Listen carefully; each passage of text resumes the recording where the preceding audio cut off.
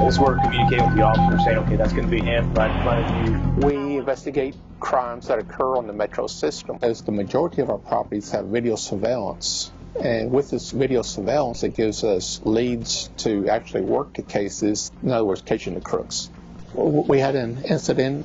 It was a man down bleeding. We heard the call drop. I rewound the video a couple minutes, and then I found that the victim was actually assaulted. Detective Shaner got on the air. Broadcasted the description. Started giving a clothing description, height, male, female. Detective carry-ons on this camera, monitoring it. Based on his experience, within minutes, he did spot them on camera. He told us they were hanging out at the Main Street Square platform. We made our way over here and took the suspects into custody. They got him. Yep. Good work. From the assault to the arrest, it was approximately 20 minutes. It was a great teamwork by everyone. The public may not see us on a platform, but we are actually there.